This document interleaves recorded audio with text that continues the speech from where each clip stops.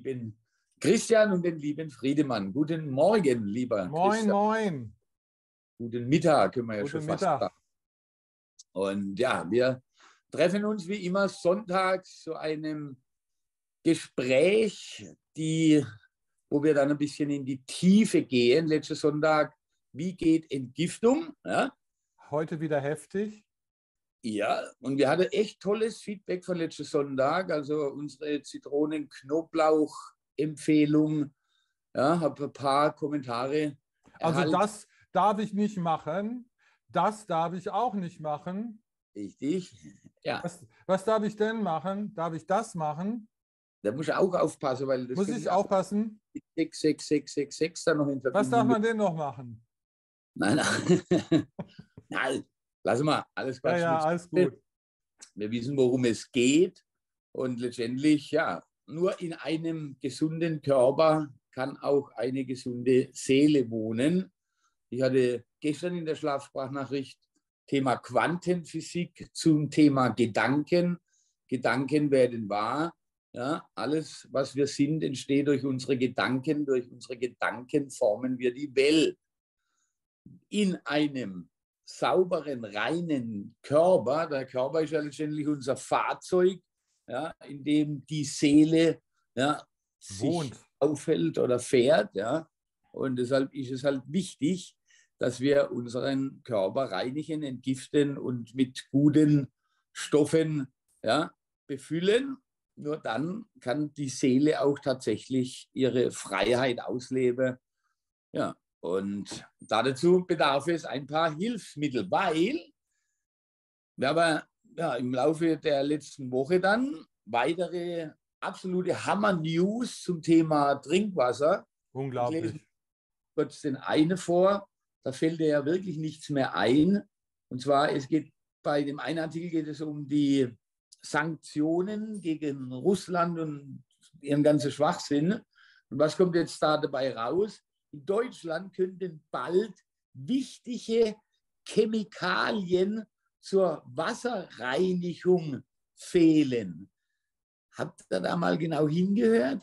Also wichtige Chemikalien zur Wasserreinigung werden knapp, bedingt durch die Sanktionen, was zum einen sehr, sehr, sehr, sehr gut ist, weil Chemikalien sind nicht für den menschlichen Körper geeignet.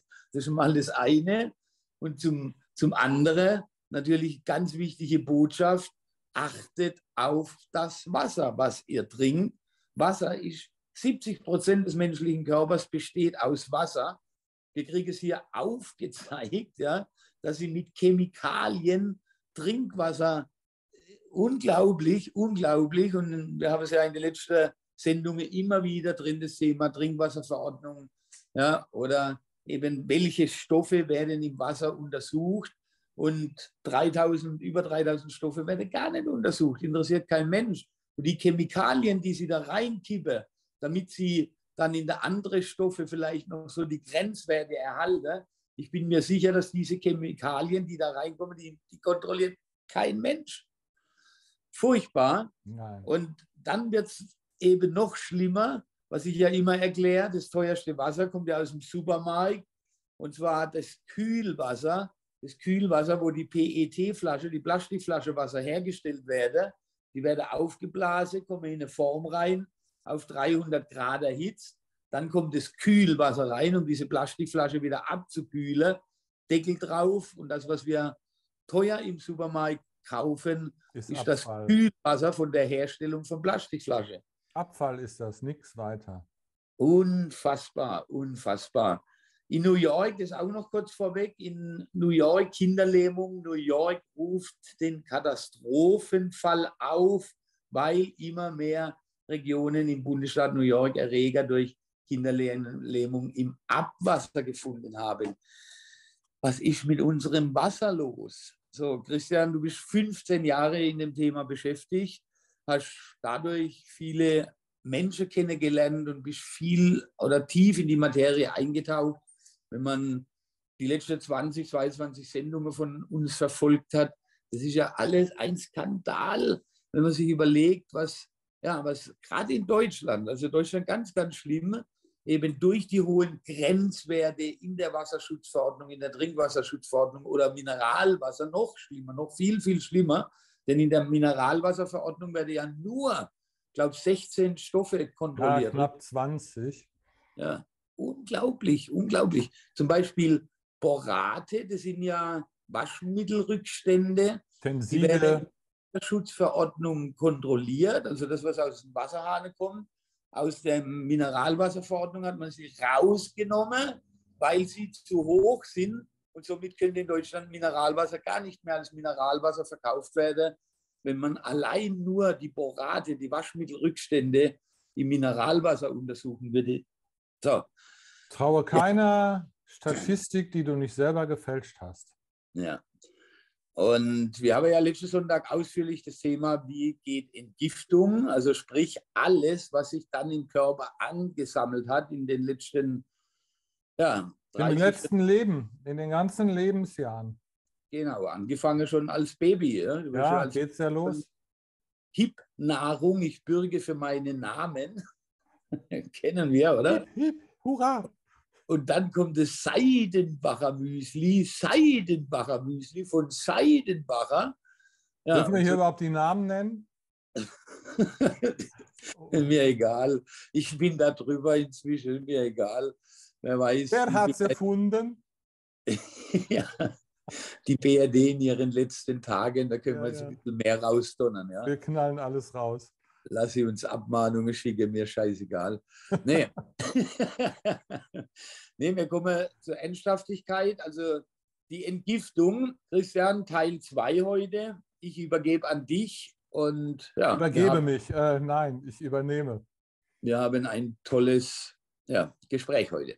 Okay, also ich muss noch mal vorausschicken, ich war ja, es ist aber auch jetzt mittlerweile schon 20 Jahre her, in meiner alten Selbstständigkeit als Chef von fast 25 Mitarbeitern, 14, 16 Stunden pro Tag geackert wie so ein Blödmann. Ja, und dann ging nichts anderes. Ich habe ja auch das Wasser nicht gekannt. Cola, Wein, Bier, Sekt, tralala, von oben bis unten. Und dann kamen die Geschichten. Durch einen Autounfall, Schleudertrauma, HWS-Syndrom, da sind meine Bandscheiben nur noch so klein gewesen, so dünn, Schmerzen und dann rein, gib ihm Gummi. Ne? Ibuprofen, bis der Arzt kommt und, Antibiotika und alles Mögliche. Und dann irgendwann ging es mir eben so dreckig, dass ich nicht mehr arbeiten konnte. Und das war auch der Teil des Absturzes. Wenn man krank ist, tanzen die Mäuse auf dem Tisch. Ja, und dann war ich kurz vorm Ende zu einer guten Heilpraktikerin und die sagte, was trinkst du denn eigentlich? Ja, ich so Wein, Bier, Sekt. Ja, und Wasser? Wasser? Nö. Ja, womit wäschst du deine Wäsche? Habe ich auch schon oft erzählt. Mit Wasser oder mit Cola? Naja, so kam ich dann dahin. Gutes Wasser getrunken, Ernährungsumstellung und. Mich wirklich dran gehalten an diesem Plan, den die mir aufgestellt hat. Und nach 8 Wochen tippitoppi. So, jetzt steige ich ein in unser Thema. Ich muss, wenn ich eine Entgiftung starte, wie du hast es letztens erzählt, die tolle Fastenkur, Heilfasten, anfangen kann man mit einem Tag für die Einsteiger und das immer kontinuierlich steigern. Das ist ja nicht, was man einmal macht, das kann einen ja für den Rest des Lebens begleiten, Fastenkuren. Und wenn man dann so ein Profi ist wie du und vielleicht mal so 2 Wochen schafft, wirklich, und dann im Urlaub das macht, ja, man darf ja dann nicht arbeiten, man kann keine Leistung bringen, weil man ist sehr geschwächt. Moment, ich habe trotzdem gearbeitet, zwar mit Echt? etwas reduzierter Geschwindigkeit, aber ich habe ganz normal dann mein Business Top, weitergetrieben. Also top. ich hätte nicht 2 Wochen ausklingen können. Also das war Okay. vorwärts. Geht schon, es geht schon. Du bist halt, musst ein bisschen langsamer und du frierst, es Ja, wird kalt, ja, aber kalt. ansonsten kann man weiterarbeiten, kein Ja, Problem. genau. So, das heißt, die Grundvoraussetzung ist erstmal, und das ist in der letzten Zeit richtig halt diese Ansage auch an die Leute, die mich angerufen haben und die mir die ganzen Fragen gestellt haben bezüglich Wasser. Und dann geht das Gespräch immer weiter, dann kommen wir in den Bereich Ernährung. Ja, was kann ich tun? Was nehme ich? Was nehme ich nicht? Ich muss gucken, was ich oben reinstopfe. Da muss ich mir einen Ernährungsplan machen und die ganzen Dinge weglassen, die für mich schädlich sein könnten. Zu einer Entgiftung, ich kann da nicht oben reinstopfen und dann entgiften, das ist kontraproduktiv. Bringt irgendwie so insofern dann null. Ja. So, und ich habe mal so eine Liste gemacht, einige der wichtigsten Sachen oder gefährlichsten Sachen, die ich mir so reinziehen kann, ist zum Beispiel, dass ganz viele Leute entzündliche Prozesse im Körper haben, die schleichend verlaufen, die ich gar nicht merke. Mhm. So, und wenn ich die Entzündung nicht merke, keine Schmerzen habe, ändere ich daran nichts und dann mache ich einfach weiter. So, und jetzt kommen die Schmerzen. Und das war in der letzten Zeit so bei ganz, ganz vielen Leuten, die mir diese Problematik erzählt haben. Ich habe dies, ich habe das, ich habe jenes. So, und wenn die Schmerzen da sind, ist ja, Krankheiten gibt es ja nicht, ist ja immer nur so ein Warnsignal, dass ich etwas falsch mache. Wenn ich die Hand auf die Herdplatte lege, ja, habe ich einen Fehler gemacht. Genauso wie mit den Entzündungen auch. Wenn es schmerzhaft wird, sagt der Körper, so, jetzt stopp, ich muss was ändern. Ja. Die Frage, die ich mir stellen muss, was habe ich die letzten 30 Jahre gegessen und getrunken und auf meinen Körper einwirken lassen, dass es zu diesen Schmerzen jetzt kommen konnte oder Mhm. kommt, ne? Kann. So, und da ist zum Beispiel der erste Stoff, du hast es ja schon mal erzählt, wie viele Stoffe in unserer Nahrung sind. Zigtausende, sage ich jetzt mal. Können nicht alle aufzählen, geht gar nicht. Mhm. Aber der erste ist Aspartam. Was ist das? Aspartam ist ein Süßungsmittel, ein Süßstoff, der aus Läusekot gewonnen wird, wissen die wenigsten. Da gibt es Farmen, die haben ganz viele, ja, wie soll ich, wo so Champignons gezüchtet werden, in dunklen Räumen auf Etagen in Hochregallagern, da liegen Läuse drauf, Deckel drauf, die vermehren sich da und dann wird dann mit so einem komischen Mehl, so ein Nahrungsmittelmehl, wird da drüber gestreut, davon ernähren die sich, die haben dann auch Kotabfälle und aus diesem Kot wird das extrahiert und das wird dann süß und das ist Aspartam. So, ja, man muss sich das einfach nur vorstellen. Kann man auch googeln, steht überall beim Dr. Google. Ja. Aspartam löst, weil, ne, da sind auch andere Sachen drin, denn Bakterien sind auch überall, auch bei Läusen im Kot.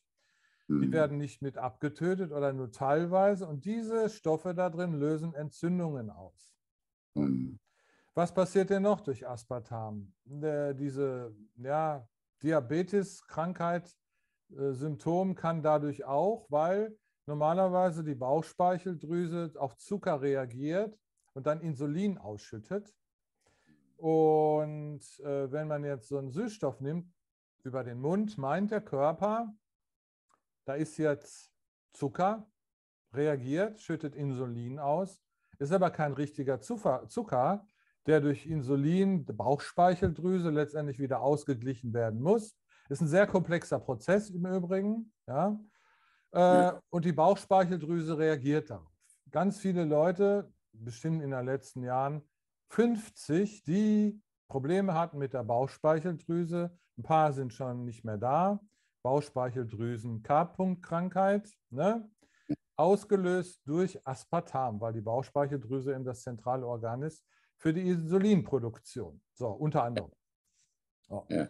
Das heißt, Aspartam darf ich nicht nehmen. Die gehen zu Burger King, hauen sich einen Burger da rein, aber ich nehme eine Cola Zero. Ne? Wie Ja. krank ist das denn? Ne? Weil sie nicht dick werden wollen. So, Ja. Aspartam. Also, Aspartam unbedingt meiden. Eines der gefährlichsten Nahrungsmittelzusätze. Geht weiter mit Natriumglutamat, Geschmacksverstärker, fast überall drin, wo dann drauf steht Gewürze, Gewürzextrakte, alles wo Natrium, China essen, China-Restaurant, überall fast, wenn da Gewürzextrakt draufsteht, ist Mononatriumglutamat drin, fördert Entzündungsprozesse, steigert die und. Also es ist ja miteinander so verwoben, eins greift ins andere. Was kommt am Ende dabei raus? Der Körper des Menschen, das Entgiftungsorgan, Haut, Gedärme, Ausscheidungsorgane und nicht zu vergessen Lymphsystem. Lymphknoten im Körper kommt auch wieder das Thema, darf ich nicht vergessen, ganz wichtig. Lymphknoten schwellen bei einer Entzündung an. Dann kommt der Doktor und fühlt hier, kennt jeder, in den Leisten. Oh, Ihre Lymphknoten sind aber geschwollen. Mhm. Ja, damit wir vorbeugen, müssen wir jetzt die Lymphknoten entfernen. Ja. Was für ein Schwachsinn. Geh Ja. du mal los und fahr mal nach irgendwo hin, wo eben die Autobahnnetze so gewaltig sind. Chicago, keine Ahnung, wo das so ist. Autobahnen kreuzen sich und da sind Kreuzungen, um Autobahnen miteinander zu verbinden. Jetzt Mhm. nehme ich die Kreuzung weg. Was Mhm. passiert? Ein Stau. Ja. Ja? Der Körper kann nicht mehr entgiften. Also wenn irgendwas im Argen ist, niemals, never, die Lymphknoten entfernen lassen. Es könnte ja K-Punkt sein, eine Lymphknotenentzündung weitet sich aus und dann hast du da einen Tumor. Niemals die Lymphknoten. Das Lymphsystem greift ins Blutsystem, Stoffe aus dem Blut gehen durchs Gewebe, die sind nicht miteinander direkt verbunden, die sind so ineinander und durch das Gewebe wandern die Stoffe ins Lymphsystem. Und wenn ich dann den Körper entgifte und viel trinke, habe ich viel Lymphflüssigkeit und über die Lymphe wird entgiftet. Nehme ich Ja. die Lymphknoten raus, hat mein Körper überhaupt gar keine Chance mehr zu entgiften. So, das nächste, Fluorid. Haben wir schon drüber, muss ich jetzt nicht mehr erklären. Fluorid in normalen Speisesalz und Jod. Aus der Batterieproduktion ein Abfallprodukt Jod. Jodiertes Speisesalz und fluoridiertes Speisesalz und früher auch Carex Kinderzahnpasta, die besten Voraussetzungen für verstopfte Lymphgefäße. Es ist ja nach wie vor in allen Zahnpastas enthalten, Fluor.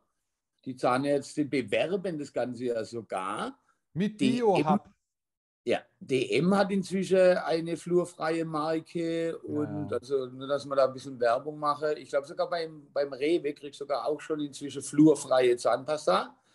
Ja, Jetzt also können mich da, die Leute wieder steinigen, wenn ich Werbung für Amazon mache, tue ich jetzt nicht. Aber nein, man kriegt diese Sachen nirgendwo anders. ja. Kann Weißt du, ich demnächst, was? Zahnpasta herbekomme aus Thailand, ja, durch Aus Familie. Himalaya bekomme ich die. Genau, das ist also eine so Minzgeschmack Super. und Ganz so frischer Geschmack mit ja, Salz drin und allem Pipapo. Ich werde den Link mal reinstellen. Ich kriege da kein Geld für. Ich habe kein Amazon Partnership-Abo oder wie das alles heißt. Ich kaufe mir da selber meine Zahnpasta. Ist sehr, sehr teuer, muss ich dazu sagen. Kostet eine Tube über ist 5 Euro. ja teuer. Hallo, wie lange hält denn so eine Tube? Damit putze ich mir 4 Wochen 2 die Zähne. Monate. Da brauche ich nur eine Erbse von. Ja, hallo, Ja, das ist so, teuer. egal. So. Also ich mache Ja, keine Werbung für Amazon, sondern nur für die Zahnpasta und ich kriege sie nur da. ja. So, weiter. Chlor im Trinkwasser. Jetzt sagen Leute, nein, bei uns ist ja kein Chlor. In Spanien, wenn ich dusche, riecht das Wasser nach Chlor. Ja, liebe Leute, hier ist es auch drin, aber Geruchs- und Geschmacksstoffe werden überdecken das. Und wie der Friedemann gerade sagt, die Chemikalien fehlen jetzt wegen dem bösen, ne, hier.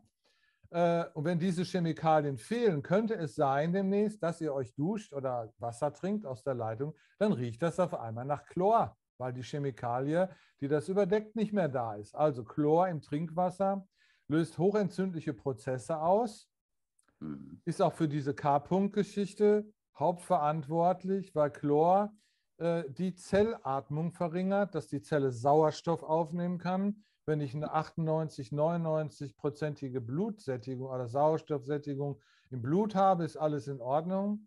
Dann gibt es die Leute mit einer Schwermetallvergiftung, ein ehemaliger Nachbar von mir mit einer blauen Nase, hat in der Metallverarbeitung Blei und Kupfer gearbeitet. Der hat diese Pseudo-Krupp-Krankheit, der kann gar nicht mehr atmen. Und daran sieht man dann bei den Leuten eben die Schwermetallvergiftung. So, also Chlor im Trinkwasser. Bin gleich fertig. Das nächste sind Steroide, also Wachstumshormone vom Fleisch. Jetzt kommen wir zum Thema Fleisch im Trinkwasser. Sie gehen vom Tier, wenn ich es esse, in meinen Körper und von dem Urin gehen sie ins Trinkwasser und können nicht rausgefiltert werden. Also sollte man versuchen, den Fleischkonsum bei der Entgiftungskur runterzufahren oder Biofleisch, Gutes nehmen, wo keine Wachstumshormone drin sind. Ist wieder eine Preisfrage, jetzt wo alles teurer wird. Und der letzte Punkt der heutigen Liste sind Purine. Was ist das? Das sind harnpflichtige Stoffe, Gerbstoffe, die werden auch zur Verarbeitung von Tierfellen in Indien und so, wo sie Lederjacken rausmachen, werden Harn- und Gerbstoffe benutzt, die nennt man Purine, die kommen auch aus dem Fleisch, ist halt einfach so und gehen dann wiederum vom Fleisch über den Menschen, vom Essen ins Trinkwasser und dann nehme ich die auch wieder auf. So, Purine kann man jetzt nicht unbedingt was machen, weil die sind nun mal im Fleisch drin, auch im Biofleisch, aber wenn ich ausreichend mit Natron, ich sage jetzt mal, und mit anderen Stoffen versuche, das auszuleiten, habe ich eine gute Chance, dass diese Purine, die setzen sich, das sind kleinste Kristalle, und die setzen sich liebend gern in den Gelenken ab. Knie, Handgelenke, Schultern, überall. Und das Thema, was wir auch hatten im Gehirn, können ja auch Verkalkung und Plaque entstehen.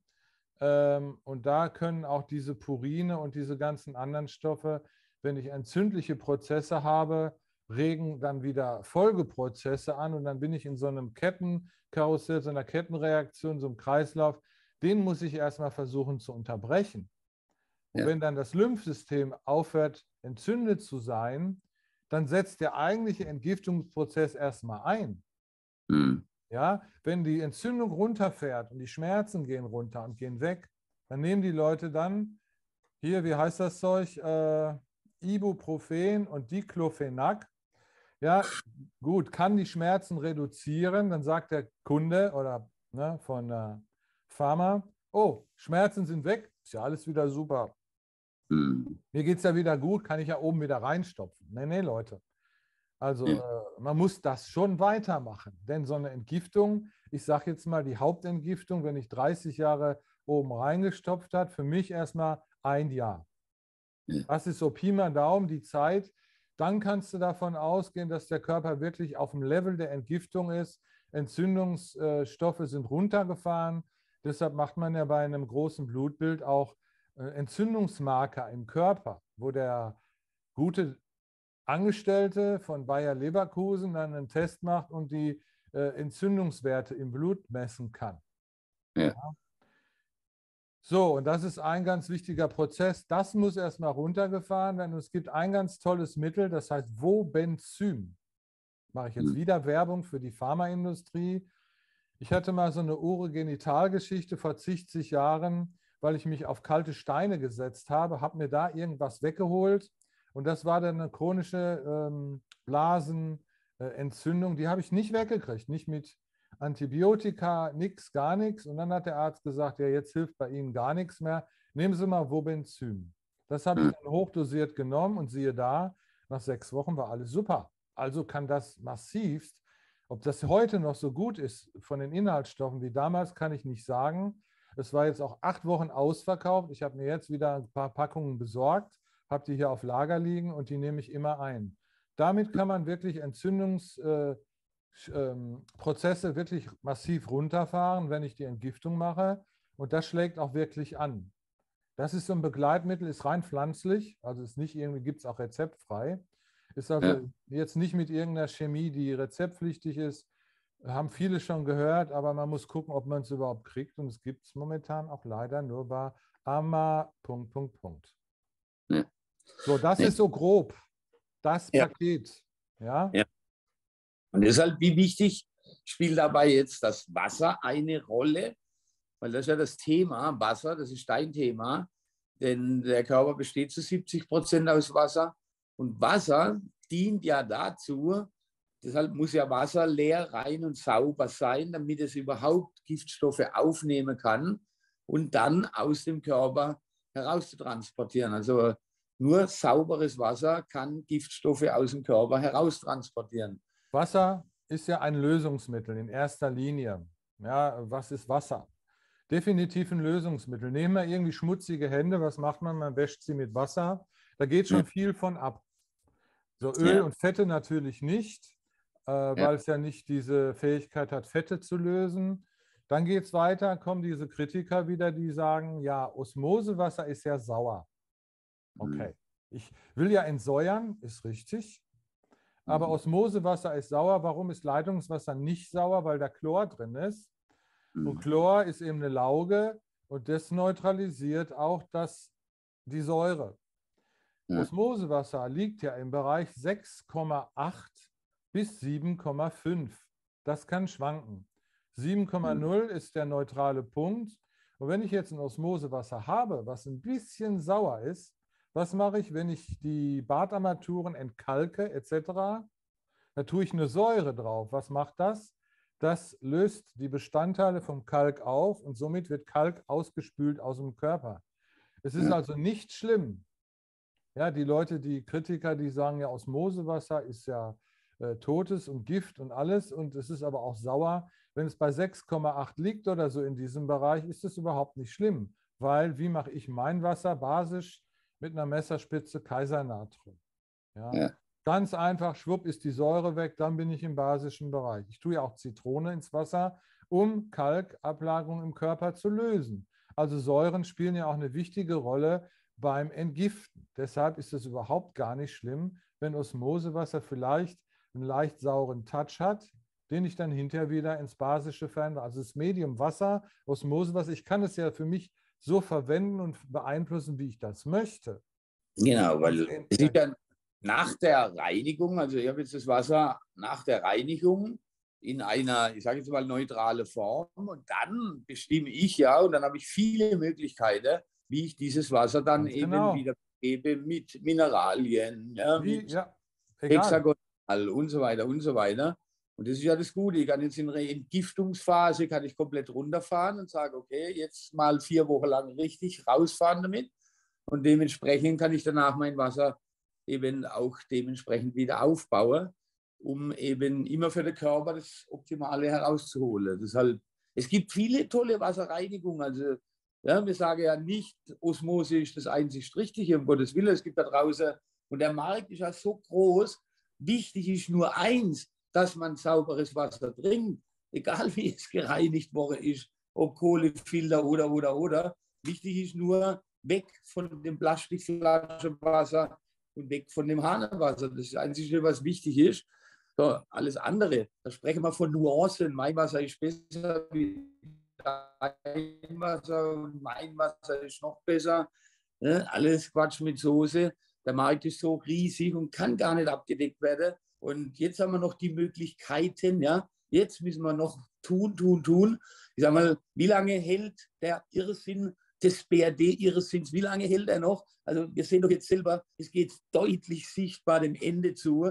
Ja, dann haben wir viele, die sagen, was machen wir mit dem Geld? Ich habe hier noch 3, 4, 5, 8.000 Euro liegen. Tausche sie ein in Sachwerte. Ein Wert zum Beispiel kann eine Wasserreinigungsanlage sein. Kannst du auch Silber kaufen, aber Silber reinigt nicht deinen Körper. Doch, kannst du jeden Tag dran lutschen, dann hast du kollegiales Silber. Aber ja, ihr wisst, was ich meine. Und deshalb, ich finde es Ist ja genial. Und, so. ja, also auf jeden Fall Also du heilig, kannst, das ist die Nummer 1. Ja. du kannst fast sagen, die Leiche liegt da auf dem Tisch und die sind schon mit dem Defibrillator dran und Also wieder noch, ja, und. die Euroleiche, ich erkläre ja schon, die liegt schon im Sarg. Ja. Jetzt traut sich nur noch keiner, den Deckel drauf zu machen. Ja, die Aber sind mit dem Defi noch dran. Ja, aber das Thema nochmal Purin. Purin ist ja eine Säure, man sagt ja Harnsäure. Und da nochmal ganz kurz der Einstieg, wie kriege ich das weg? Ja, indem ich Osmosewasser mit einer Messerspitze Natron trinke, neutralisiere ich auch wiederum Purin im Körper und somit in den Gelenken. Aber ne, das ist so zum Schluss jetzt hier. Ne? Also ich bedanke mich, war wieder ein tolles Gespräch heute. Gute Erkenntnisse. Ich hoffe, die Zuschauer können das eine oder andere, wie bei einem Buffet, für sich herauspicken. Ja, ich kann aber auch, eine ja. Sache muss ich noch sagen, ich kann es nicht leisten, wenn man mich dann auch bei Telegram anschreibt. Jetzt ganz ist jetzt passiert, viele Gesundheitsberatungen geben. A, muss ich sagen, bin ich kein Arzt. Klar, ich habe eine Ausbildung zum sogenannten Heilpraktiker von der Deutschen Gesellschaft für Ernährung. Ich praktiziere aber nicht und gar nichts, weil das ist Wissen, habe ich nur für mich angeeignet. Und in diesem Pamphlet kommt das Thema Entgiftung und Entsäuerung gar nicht vor. Das ist schon mal das Ding schlechthin. Ne? So. Deshalb benutze ich das auch gar nicht. Aber viele Leute fragen mich, Thema, ja, was kann ich mal machen und dies und das. Ich will jetzt nicht, aber ich kann das nicht jetzt ellenlange Texte bei Telegram oder Voicemail und jetzt eine Ernährungsberatung machen. Bitte schaut die Sendungen. Ich versuche so viel von meinem Wissen, was ich habe, hier in dieser kurzen Zeit, Viertelstunde, 20 Minuten, abzugeben. Schaut unsere Sendungen hier an, dann kommt schon viel Wissen rüber. Macht euch die Mühe. Ich kann ja auch nicht das nachholen, was in den letzten Jahren immer wieder wiederholen. In meinem Kanal Blue Water Osmosefilter sind die ganzen Videos ja drin, bei Friedemann im Kanal auch. Da kann ich mir ja nachträglich auch diese Videos mal angucken. Und was hat er denn da erzählt? Das ist ja viel Zeit, aber die habe ich ja auch aufgewendet, um dieses Wissen zu erlangen. Ja. Ich kann hier und da gerne mal einen Tipp geben, aber eine komplette Ernährungsberatung zeitlich kriege ich gar nicht hin, da müsste der Tag 48 Stunden haben. Ist Ja, nicht alle böse. anderen Fragen, selbstverständlich, können Christian kontaktieren zum Thema Wasserreinigung. Aber ist nicht böse gemeint, ne? Genau, alles gut. Also, ich wünsche noch einen schönen Sonntag. Bis nächste Woche. Schauen wir mal, was Ich danke fürs Zuschauen. alles Friedemann, wird. schönen Tag. Wir hören uns.